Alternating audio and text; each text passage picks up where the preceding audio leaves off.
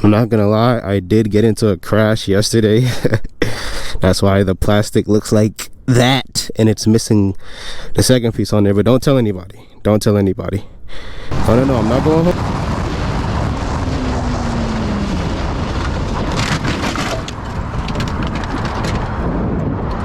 That's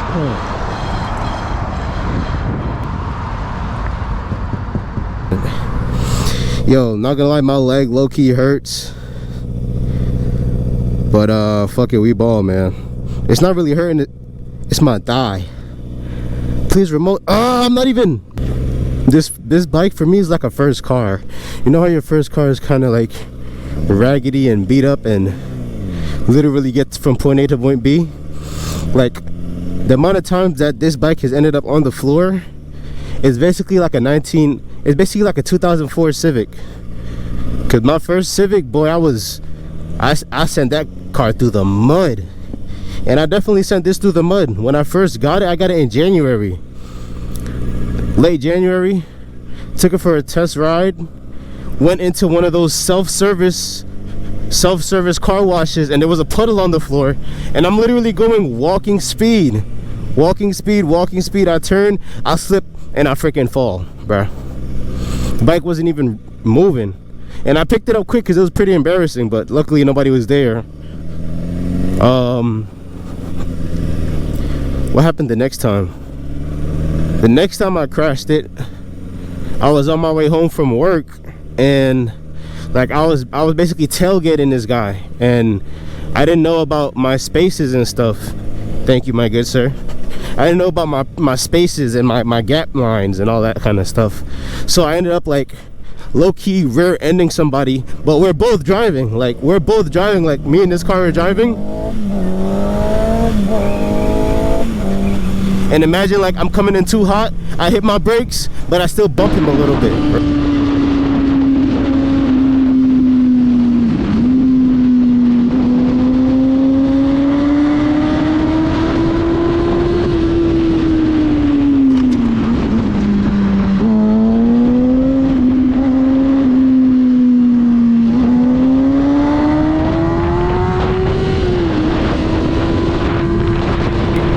And my finger had a little cut from it.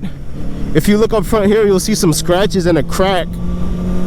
And that was my second time crashing it, I guess. And then the third time I crashed it, I was coming way too fast on a deep turn. This is before I really knew how to lean and get my turn and everything. I was coming in way too fast on a turn, and I basically just hit the freaking curb and flew off. Bro, that was my third time. That's crash number 3. This lady pulled up to me. She was like, oh my God, do you need help? Looking back at it, I should have been like, I could really use a hug right now. She probably would have gave me the hug too. But nonetheless, like, my plastic was messed up. This piece went flying somewhere. I think the mirror was gone, so I had only one mirror to drive. Yo, every time I've crashed, including me crashing yesterday, I've been able to pick the bike back up and ride it home. That's crazy. Tell me God ain't real, bro. I've been able to pick the bike up. I didn't have to get it towed. I mean, crash number 3 was a little tricky because that shifter level, like the part that comes out on the shifter, that your foot basically knocks something. And that thing that your foot knocks was off. So like I had to curl my foot underneath to get it to go up and down. But like, bro, at least I was able to ride it home. Like, what the heck? Flipped off the bike, pieces of the plastic flew everywhere. I'm still able to ride it home. Can I get an amen, bro? I crashed yesterday. I didn't tell anybody about it. I don't want them to get the wrong idea and start thinking I don't know what I'm doing. Well, maybe I don't know what I'm doing. I'm in denial. Who knows, brother? Who knows? But maybe I'll throw the clip in here so you guys can see it, man. I mean, it wasn't my best common sense moment, because common sense would have told me to avoid the situation completely.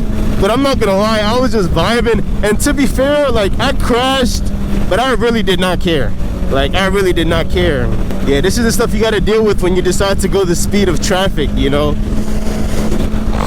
People get all close to you. They don't give you enough space. Mind you, I don't really care. Like, I don't really care. I've been in much tighter situations. Pause.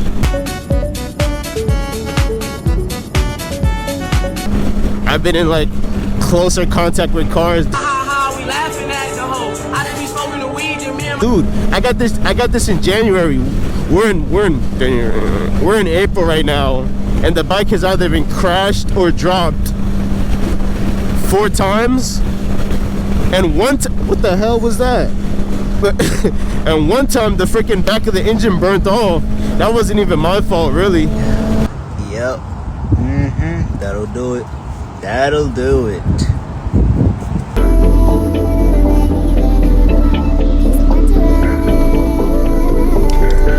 Oh. You won't regret this.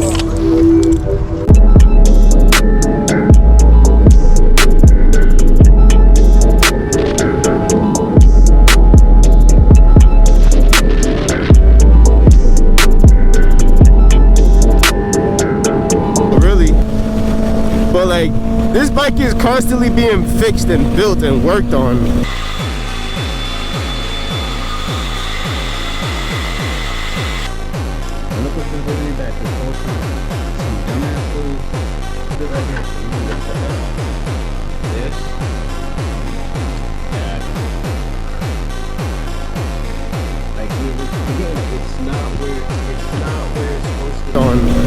I'm just glad that I have the skills passed down from my amazing father. You know, this is why y'all need fathers in your lives, young men. But amazing skills to fix stuff passed down from my father. So like, I could pick the bike up, check myself, make sure I'm not broken, ride it home, fix it, and then be back on the road. But this just goes to show why I also need a car. I've been thinking of getting a SUV.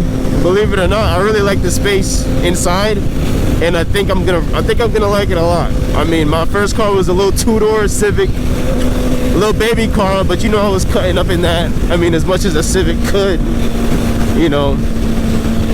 My next car I bought myself was a Acura TSX 4-door. I spent like 7-8 grand on it, financed it through my bank, whatever the case is. I mean, my credit is is decent right now, but the amount of debt I got right now, boy, I don't want to talk about it. I do not want, and there's credit card debt on top of that. So that's basically been my focus for this whole year, to like deal with my credit card situation. And like, you know, sometimes you see your friends going out to different countries, they going on trips. I'm like, must be nice, but I'm happy for them though. There's no evil eye on me at all. Like, I'm always happy when my people get to enjoy life and succeed and stuff like that. But it's just not my time right now. You know, I got this massive credit card debt, enough credit card debt to buy a 2024 car, brand new Hyundai or something like that, just to give you a little insight. But what I want to get is one of those right there. That's gonna be the car that's on my list to get. I want it in all black, of course. Man, every time I start thinking about money, I start thinking I need another job. But every time I tell my dad I need another job, he's like, "Hey, bro." He doesn't say "Hey, bro," but I'm translating. But he said, "Hey, bro, don't waste your time getting another job and freaking working yourself to the bone, when you could just get some skills, get some certification, make yourself more valuable, and make more money that way." That's like the smart way to get to the bag, instead of the brute force, you know, working 80-hour work weeks. And mind you, nothing's wrong with that in my opinion, but I think he's trying to push me more to like get a certification. I got a homeboy that got his Security Plus. I got 2 friends that got their Security Pluses a couple years ago, and I'm like, why am I not like, the only reason I don't have a certification or I haven't like scheduled an exam is because I don't believe in my studying. Like, my study habits are non-existent. I do not study. I barely studied in college. You think I'm gonna study now? Well, wake up, buddy, you have to. Are you trying to get to the bag or not? So I gotta start studying. I mean, I have started studying, mind you, but I want to get more like on top of it. Like, on top of it like I used to be on top of the gym. 5 a.m. every day. Like that kind of stuff feels, you do that for a week, 2 weeks, there's a certain type of momentum, some type of internal energy. It's like you swallowed a generator and that generator is just running inside of you, giving you energy for whatever you want to do. Oh, look at this guy right here. Look at this guy. Anyways, I mean, the streets are pretty empty around here. There's been times where I've raced a couple cars and like I wasn't fast enough to be satisfied with how the race went. Like one of them was a Mustang. One of them was the Mustang was low-key, he was giving me work. That Mustang was giving me work. There was an Accord. The Accord was not giving me work. And then, yo, in Brooklyn, there was this BMW, all black.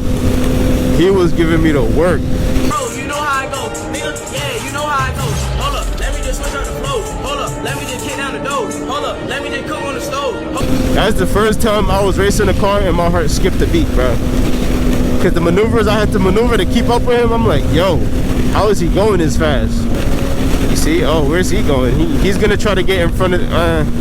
I was low-key wondering if he was going to go behind this big truck, but not very likely. Like, most people, they switch lanes so they can get past the big vehicles and then come back and then get in front of the big vehicles. Like, this guy, before he was in the left lane, he was probably in the middle lane behind the two vehicles. It was like, all right, these guys are too slow. Hopped over to the left, kept it pushing, and then came back to the right. Like, there's not a more convenient way to travel than this, in my opinion. I've never been chased by the cops, ever.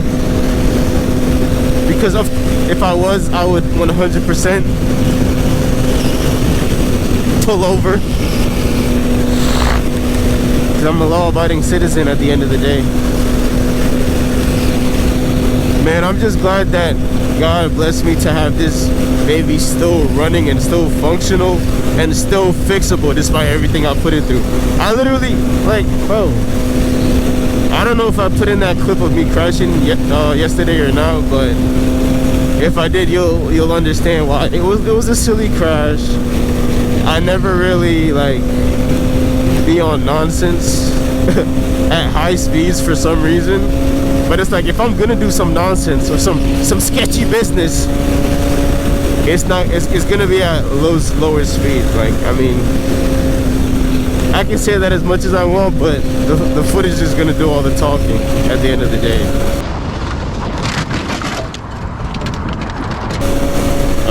The one thing I like about this though is like I could pull over and just investigate something real quick, like.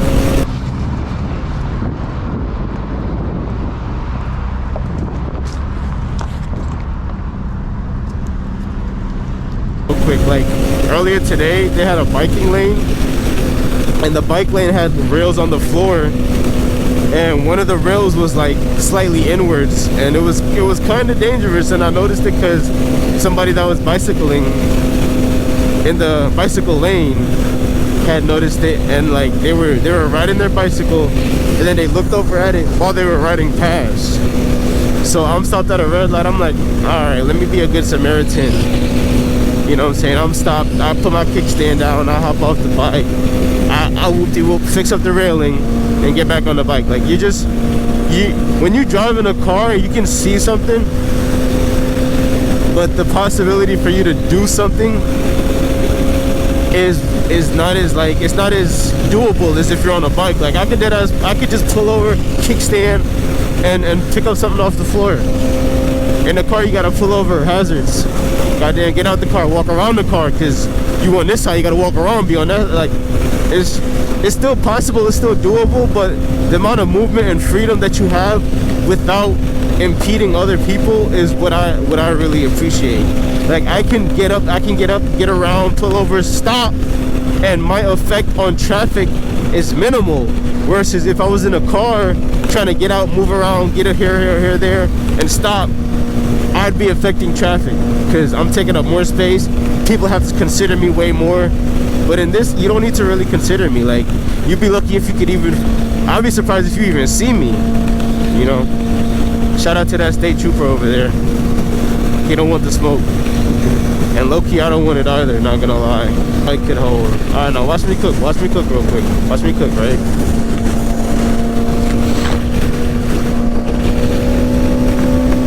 Easy. Best case scenario, one day I'm riding and then I get recruited by some rich dude in a drop top to race in MotoGP. Like, hey, you youngster, you got some skill. Come here, bud. I got an offer for you. I work my way up. I do a few side quests, a few missions, delivering some very expensive packages to some very important people. You know what I'm saying? Then I get recruited for an amateur race. No practice, no warm-up. I get second place out of 30 racers. Oh, he's the new golden boy. When I was younger and I used to play soccer in the backyard, I used to